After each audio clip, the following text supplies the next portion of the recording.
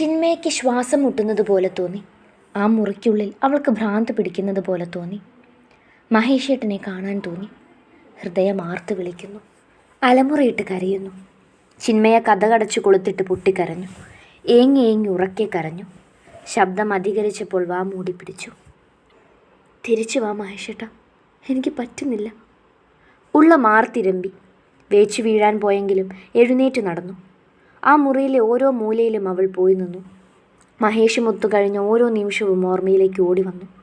മനസ്സിനെ കൂടുതൽ മുറിവേൽപ്പിക്കാനേ അതിന് കഴിഞ്ഞുള്ളൂ. ചിന്മയ കിടക്കയിലേക്ക് ചാഞ്ഞു.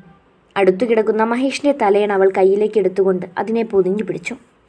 കണ്ണിപ്പോഴും നിർത്താതെ ഒഴുകുന്നുണ്ട്. ചിന്മയൊന്ന് തുടച്ചു മാറ്റാൻ പോലും ഒരുങ്ങിയില്ല. ആ തലയണയെ ചേർത്ത് പിടിച്ച് തൻ്റെ പ്രാണനമൊത്തുള്ള നിമിഷങ്ങളിലേക്ക് അവൾ ചേക്കേറി. കിടന്ന കിടപ്പിൽ എപ്പോഴും ഒന്ന് മയങ്ങിയും പോയിരുന്നു. സന്ധ്യ ഇരുട്ടിയപ്പോഴാണ് യാത്രയാക്കാൻ പോയവരൊക്കെ തിരിച്ചു വന്നത്. ചിന്മയ ആ നേരവും ആ മുറിക്കുള്ളിൽ തന്നെയായിരുന്നു. ആയമ്മയ്ക്കും അച്ഛനും അവൻ പോയതിൽ സങ്കടമുണ്ടെങ്കിലും അത് നല്ല കാര്യത്തിനല്ലേ എന്നോർത്തൊരു സമാധാനവുമുണ്ട്. എയർപോർട്ടിൽ പോയിട്ട് വരുന്നവരെ കാത്ത് അവർ ഉമ്മർത്ത് തന്നെ നിലയുറപ്പിച്ചു. ഇടയ്ക്ക് മഹേഷിൻ്റെ മുറിയിലേക്കും നോട്ടം ചെന്നെത്തി നിന്നു. അവർക്ക് ചിന്മയെ ഓർക്കെ വേദന തോന്നി, പാവം തോന്നി. 7 മണി കഴിഞ്ഞപ്പോൾ തന്നെ സന്ദീപിൻ്റെ കാർ വേലിക്കരികിൽ ചെന്ന് നിന്നു. ഹെഡ്ലൈറ്റിൻ്റെ വെട്ടം കണ്ടപ്പോൾ തന്നെ ആയമ്മ ഇറയത്തെ പ്ലാസ്റ്റിക് ചെയറിൽ നിന്ന് എഴുന്നേറ്റ് വാതിലോളം ചെന്ന് നിന്നു. മീനുവും കുഞ്ഞും ആദ്യം ഉള്ളിലേക്ക് കയറി. പുറകിൽ നിന്നും മായയും സന്ദീപും. ഹാളിലിട്ടിരിക്കുന്ന കസേരകളിൽ അവരും യാത്രാക്ഷീണത്തിൽ തകർന്നിരുന്നു. അവൻ പോയോ മോനെ? ആയമ്മ സന്ദീപിനെ നോക്കി. ആ അമ്മ, അളിയൻ ചെക്കിങ് കഴിഞ്ഞ് ഉള്ളിലേക്ക് കയറിയിട്ടാണ് ഞങ്ങൾ തിരിച്ചത്. അവൻ ചിരിയോടെ പറഞ്ഞതും അവർ ആശ്വാസത്തോടെ ഒന്ന് നിശ്വസിച്ചു. ഏട്ടത്തി എവിടെ അമ്മ? മീനു അകത്തേക്കൊന്ന് തല എത്തിച്ചു നോക്കി. അവൻ പോയ നേരത്താ ആ മുറിക്കകത്ത് കയറിയത്. ഉറങ്ങിപ്പോയോ ആവോ? പാവം, ഏട്ടനില്ലാതെ ഇവിടെ നിന്നിട്ടൊന്നുമില്ലല്ലോ. ഇത്രയും ദിവസവും കൂടെ ഉണ്ടായ ആൾ പോയപ്പം അതിന് സഹിക്കുന്നുണ്ടാവില്ല. മായയും സങ്കടത്തോടെ പറഞ്ഞു. ഞാനെങ്കിൽ നിങ്ങൾക്ക് ചായ എടുക്കാം. ആയമ്മ അടുക്കളയിലേക്ക് പോയ പുറകെ തന്നെ മീനുവും മായയുമൊക്കെ അവരവരുടെ മുറികളിലേക്കും നടന്നു. ചായ തിളപ്പിച്ച് കപ്പിലേക്ക് പകരുന്ന നേരമാണ് ചിന്മയ മുറി തുറന്ന് പുറത്തേക്കിറങ്ങിയത്. ഉറക്കം വിട്ട് അടുക്കളയിലേക്ക് വരുമ്പോൾ തന്നെ അമ്മ മാത്രം അവിടെ ഉണ്ട്. ചിന്മയ മുഖമൊന്ന് അമർത്തി തുടച്ച് വാഷ് ബേസിനരികിൽ ചെന്ന് കയ്യിലേക്ക് ഒരു കുമ്പിൾ വെള്ളമെടുത്ത് നന്നായി ഒന്ന് മുഖം കഴുകി. ഉറക്കായിരുന്നു മോളെ? ആയമ്മ ചോദ്യഭാവത്തിൽ അവളെ നോക്കി. ഉറങ്ങിപ്പോയമ്മ. അവരൊക്കെ വന്നോ? ആ വന്നു മോളെ. മഹേഷ് അകത്തേക്ക് കയറിയിട്ടാ വന്നതെന്ന് പറഞ്ഞു. ചിന്മയ്ക്ക് വീണ്ടും കണ്ണു നിറഞ്ഞു. ആ സങ്കടത്തെ അവൾ ഉള്ളിലേക്ക് കടിച്ചമർത്തി. ഇതാ ഈ ചായ കുടിക്കുക. ഉച്ചയ്ക്ക് ഒരു പിടി വറ്റ് കഴിച്ചതല്ലേ നീ? എന്നിട്ട് പോയിന്ന് കുളിച്ചേച്ചും വാ. ഇത്തിരി നേരം കൊണ്ട് കോലം കിട്ടും. ചൂട് ചായ ഗ്ലാസ് കയ്യിലേക്ക് കൊടുത്തുകൊണ്ട് ആയമ്മ പറഞ്ഞപ്പോൾ ചിന്മയ അത് കയ്യിലേക്ക് വാങ്ങിക്കൊണ്ട് മുറിയിലേക്ക് തന്നെ നടന്നു. ആ പോക്കും നോക്കി നിന്നിട്ട് ആയമ്മ ചായ ഗ്ലാസ് എല്ലാവരെയും ഏൽപ്പിച്ചു. ചുണ്ടോടടുപ്പിച്ച് ഓരോ ഇറക്ക് കുടിക്കുമ്പോഴും ചിന്മയ്ക്ക് വേദനിച്ചു. ഈ മുറിയിൽ ഒന്നിച്ച് മഹേഷേട്ടൻ്റെ മടിയിലിരുന്ന് ചായ കുടിക്കുന്ന ഒരു രംഗം അവളുടെ മുന്നിൽ തെളിഞ്ഞു വന്നു. ഏട്ടത്തി. മുറി തുറന്നു വന്ന മീനു മറ്റേതോ ലോകത്തിലിരിക്കുന്ന ചിന്മയെ പതിയെ വിളിച്ചു. ചിപ്പി ഞെട്ടിത്തിരിഞ്ഞു നോക്കി. എന്താ ചേച്ചി? അവളുടെ മുഖത്തേക്ക് ഉറ്റുനോക്കിക്കൊണ്ടായി ചോദ്യം. എന്തോർത്തിരിക്കുക? ഇങ്ങനെ ഇവിടെ ചടഞ്ഞുകൂടിയിരുന്നാലോ? മീനു അടുത്തേക്കിരുന്നു. മഹേഷേട്ടൻ എന്തേലും പറഞ്ഞോ? ഇല്ല, നാളെ രാവിലെ റൂമിലെത്തിയ ഉടനെ വിളിക്കാമെന്ന് പറഞ്ഞു. ചിപ്പിയോട് വിഷമിക്കരുതെന്നും പറയാൻ പറഞ്ഞു. സാരില്ല, പോട്ടെന്നേ. ഇതൊക്കെ എല്ലായിടത്തും സംഭവിക്കുന്നതല്ലേ. ഒത്തിരി നാളൊന്നുമില്ലല്ലോ. ഏട്ടൻ പെട്ടെന്ന് ഇങ്ങ് വരില്ലേ? ഇതാ ഏട്ടത്തെ ഏൽപ്പിക്കാൻ പറഞ്ഞതാ. കയ്യിലിരുന്ന കുറച്ച് 500ൻ്റെ നോട്ടുകൾ അവളുടെ കയ്യിൽ വെച്ചു കൊടുത്തുകൊണ്ട് മീനു പറഞ്ഞു. ചിരിയോടെ മുറിവിട്ട് അവൾ പുറത്തേക്ക് പോയപ്പോഴും കയ്യിലെ നോട്ടിലേക്ക് മാത്രം നോട്ടം കൊടുത്തുകൊണ്ട് ആ പെണ്ണ് ശില പോലെ ഇരുന്നു. എല്ലാവരും ചിപ്പിയെ ആശ്വസിപ്പിച്ചു. കാര്യങ്ങൾ പറഞ്ഞ് മനസ്സിലാക്കി കൂടെ നിന്നു. പക്ഷെ എന്നിട്ടും അവൾക്കതൊന്നും സമാധാനമുണ്ടാക്കിയില്ല. എല്ലാവർക്കും ഒപ്പം എങ്ങനെയോ ഇരുന്നൊരു വറ്റ് കഴിച്ചെന്ന് വരുത്തി കൈ കഴുകി മുറിയിലേക്ക് തന്നെ വീണ്ടും പോയി കിടന്നു. ഒറ്റപ്പെടൽ ആ പെണ്ണിനെ കാർന്നു തിന്നു. വല്ലാത്തൊരവസ്ഥ. സഹിക്കുന്നില്ല, താങ്ങാൻ കഴിയുന്നില്ല. ചിപ്പിക്ക് കിടന്നിട്ട് മുറങ്ങാനായില്ല. അലമാരയിൽ മഹേഷിൻ്റെ ബാക്കി വെച്ചുപോയ ഷർട്ടുകളിലൂടെ വിരലോടിച്ചു. കയ്യിലേക്കെടുത്ത് മണുത്തു നോക്കി. നെഞ്ചോട് ചേർത്ത് കണ്ണടച്ചു. ഗാലറി തുറന്ന് ഒന്നിച്ചുള്ള ചിത്രങ്ങൾ കണ്ണെടുക്കാതെ നോക്കി. ചുണ്ട് ചേർത്ത് പദം പറഞ്ഞു കരഞ്ഞു. എപ്പോഴോ ഉറങ്ങി. എങ്ങനെയോ നേരം വെളുപ്പിച്ചു. നിർത്താതെയുള്ള ഫോൺ ബെല്ലടി കേട്ടാണ് ചിന്മയ കണ്ണു തുറന്നത്. ആദ്യം കണ്ണുകൾ പോയത് ഇടതുവശത്തേക്കാണ്. ശൂന്യമായി കിടക്കുന്ന അവിടം കാണെ നെഞ്ചിൽ നിന്നും പിന്നെ ഒരു കല്ലിപ്പ്.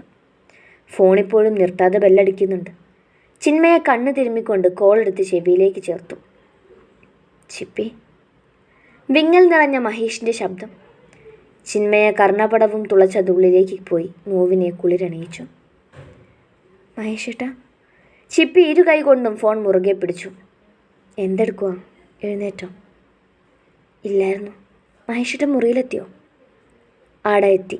ഒന്ന് ഫ്രഷായി വന്നു. എനിക്ക് കാണാൻ തോന്നുന്നു. മിസ് ചെയ്യുന്നു. എനിക്കും.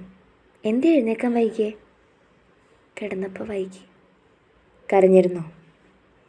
മഹേഷിൻ്റെ ചോദ്യത്തിന് ചിപ്പി മറുപടി കൊടുത്തില്ല. പറയാ. എനിക്കല്ലാണ്ട് പറ്റില്ല. കരയുമ്പോൾ കുറേ വിഷമം മാറും. ഇനി കരയരുത്. ഞാൻ ഇടയ്ക്ക് വിളിക്കാം.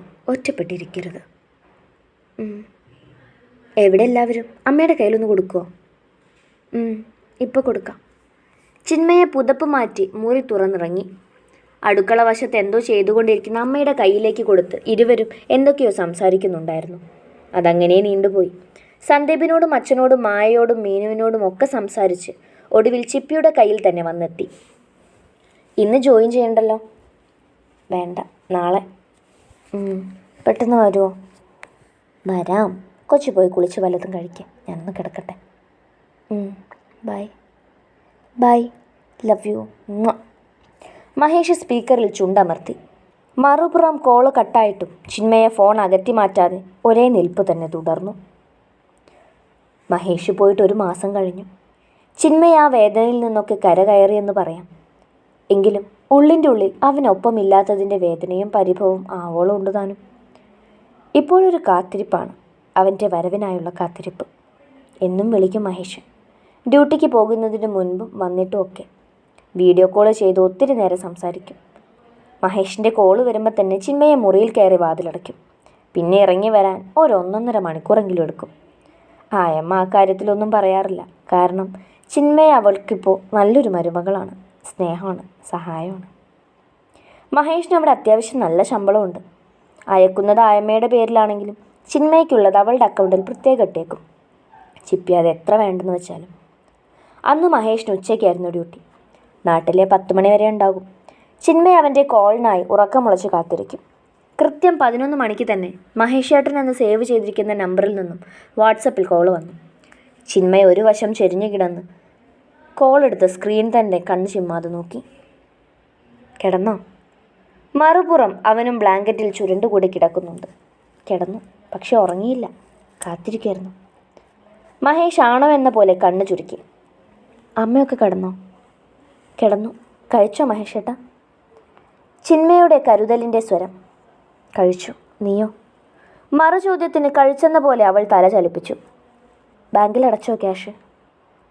ഇന്ന് പോയി, ഞാനും അമ്മയും കൂടി. ഇനി 3 ലക്ഷത്തോളം ഉണ്ട്. അതിന് മഹേഷ് ഒന്ന് അമർത്തി മൂളിയതേ ഉള്ളൂ. അതൊക്കെ ഈ 1 വർഷം കൊണ്ട് എനിക്ക് തീർക്കാൻ പറ്റുമെന്നൊരു ഉറപ്പുണ്ട്. കൊച്ചിന് വീട്ടിലിരുന്ന് ബോറടിക്കുന്നുണ്ടോ? മഹേഷ് ഏട്ടൻ ഇല്ലാത്തതിൻ്റെ ഒരു പ്രശ്നമുണ്ട്. ഞാൻ ഏതെങ്കിലും ജോലിക്ക് ശ്രമിക്കട്ടെ. ജോലിക്ക് പോകാൻ തോന്നുന്നുണ്ടോ? നേരം പോകുമല്ലോ, പിന്നെ എനിക്കൊരു വരുമാനമാകും. പോകുന്നേ പോകാം. പക്ഷെ എൻ്റെ അഭിപ്രായത്തിൽ പഠിക്കാൻ പോകുന്നതാവും നല്ലത്. ഇനി വീണ്ടും പഠിക്കണോ മഹേഷേട്ടാ? പഠിച്ചാൽ നിനക്ക് കൊള്ളാം. PG ചെയ്യാം അങ്ങനെയെങ്കിൽ. ബാങ്ക് കോച്ചിങ്ങിന് പോകുന്നുണ്ടോ? മഹേഷ് മറു ചോദ്യം ചോദിച്ചു. എല്ലാം കൂടി എനിക്ക് വയ്യ. PG ചെയ്യാം. എങ്കിൽ അങ്ങനെ. അവനൊന്ന് ചിരിച്ചു. പിന്നെ ഇത്തിരി നേരം മൗനം കടമെടുത്തു. 2 പേരും ഒന്നും മിണ്ടാതെ മുഖത്തോട് മുഖം നോക്കിക്കിടന്നു. കണ്ണുകൾ കഥ പറഞ്ഞു. എന്താ ഇപ്പം തോന്നുന്നത്? മഹേഷിൻ്റെ ശബ്ദം നേരത്ത് പതിഞ്ഞുപോയി. മഹേഷ് ഏട്ടൻ്റെ അടുത്ത് കിടക്കാൻ തോന്നുന്നു. എനിക്കും വേറെന്തൊക്കെയോ തോന്നുന്നു. തോന്നൽ കയ്യിലിരിക്കട്ടെ. പോയി കിടന്നു ഉറങ്ങും മനുഷ്യ. നിനക്കിപ്പോൾ ഒരു സ്നേഹമില്ല കേട്ടോ. നാട്ടിൽ വരട്ടെ, കാണിച്ചു തരാം. ഓ ആയിക്കോട്ടെ. Love you. Miss you. മനസ്സിൽ പതിക്കും പോലൊരു ചുംബനവും നൽകി ആ കോൾ അവസാനിക്കുമ്പോൾ ചിന്മയ മറ്റേതോ ലോകത്തായിരുന്നു.